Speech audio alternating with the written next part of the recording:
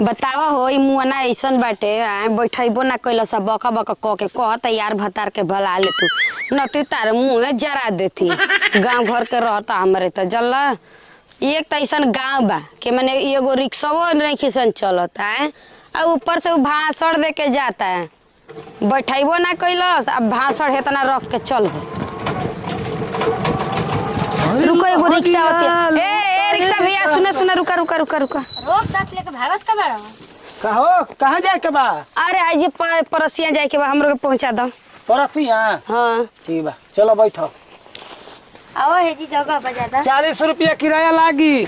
चला नहीं हो 40 रुपया लेवा पहुंचाओ पहले। आ तू मेहरानू के देखला तो और भाड़ा बढ़ा देबे लो हां मैं बात माने तू ही जान जेबू हमर जोन भाड़ा बतौन ली ना।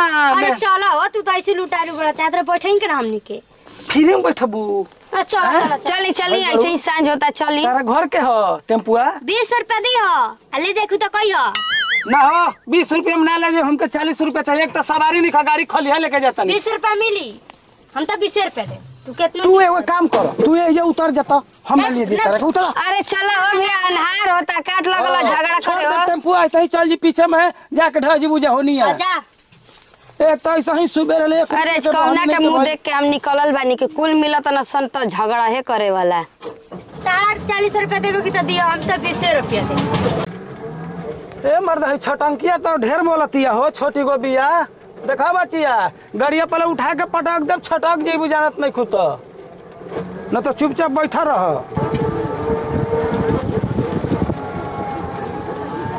हर की मारे मुस्की बलम दुख भागेला हमरा राजा के दुताला पर डबल खिड़की हवा झुरु झुरु लागेला।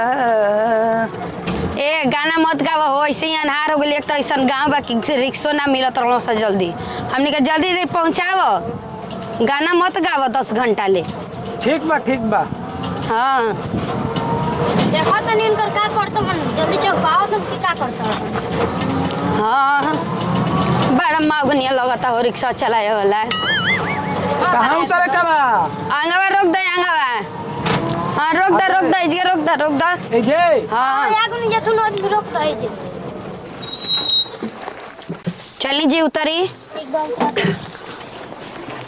ए कहां चल रही टन दे अरे ओरा कहां चल देनी घरे तब का अदही के दीही के हां पहुंचा दे तो दे का मांगत लो तू का मांगतनी हां मांगी ना फिर के गड़िया चलता का तू तो हो का मांगत रो आ दादा आवे के बेरिया गोलू जाया देवे के बेरी भुला गोलू जे का मांगतनी काई मांगत ड्राइवर सही में ड्राइवर घटिया नहीं लगता है।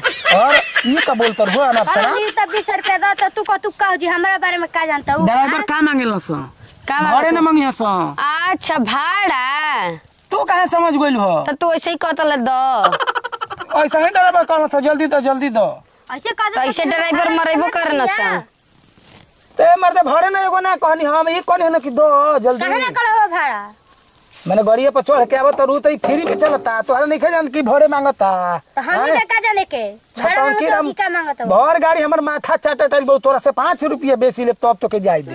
हां माई बाबू हलै नहीं खन दही जल्दी दी हमरा के अनार का दी हो का दी। अरे भाड़ा महाराज भाड़ा नहीं खे नहीं खे ना ऊ कुल हमरा के पहाड़ा मत पढ़ाई चुपचाप भाड़ा दी हमरा के तो ऐसे जाए वही देबो नहीं। ऐसे तो का करबो का करबो हाँ? लेके चल जीबो अपना घर फेर से एमे बैठा के तो ले जीबो हमके बैठा के ना। ले जीबो हां लेके बला देबो बे गांव घर के खुच दिया सने जी दे दा 20 रुपया दे दा चले के दोनों आदमी दे तू जाना हो तू अपना जात लो तू जा हम देव की ना देम 20 रुपया ना पूरा फुल भाड़ा लागी। हमारे तो काल दे देम जरूर ता ए इ नून तेल के दुकान ना है एमे नगदी चलेला नगदी चल पैसा दे। भैया माई बाबू नहीं खन हम हाथ जोड़ तनी हम ना आज के बाद तार गाड़ी पे बैठम हम जाती घरे तोर माई बाबू नहीं खा ना नहीं अनाथ आदमी है। हां ओ चल भाई जब तोर माई बाबू हइए नहीं खत्म हम का कहीं तोरा के ठीक बा तू जो ठीक बजाते है।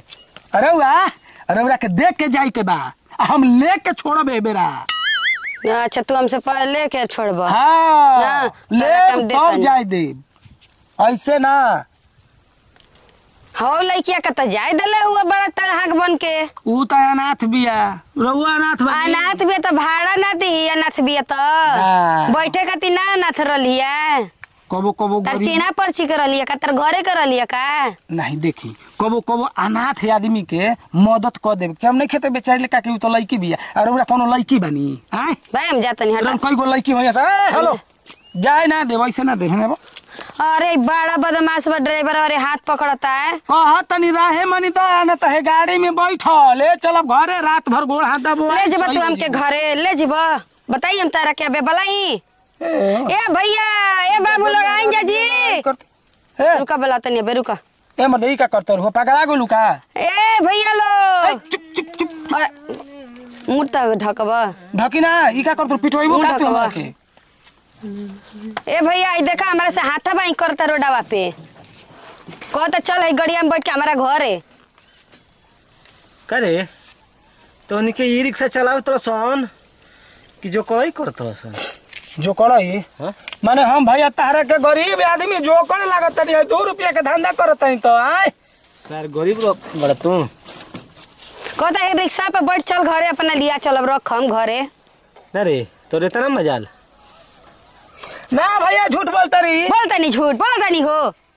ई उतर के भैया देखा जाए लगल ही तो कहनी ही कि तू हमरा के पहले दो आ तब जा, ऐसे कैसे चल दो दो देखा ऐसे ही बोला तला देखा। कहीं का है तो हम लोग के जीव कंट्रोल नहीं खे रहत काले बरे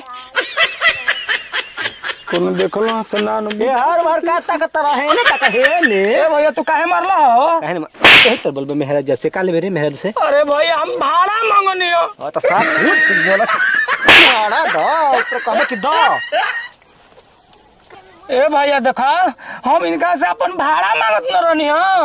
भाड़ा मांगत रहो तब का तारे का लगता हैं ससुर यही तरह भाड़ा मांगल जाला। अरे झूठ साफा बोलता ड्राइवर आवा। ए भैया देखो ना भाड़ा ना मांगत रहल, नंबर मांगत रहल, मुंह धर बंद करतला, हाथ धरत रहल।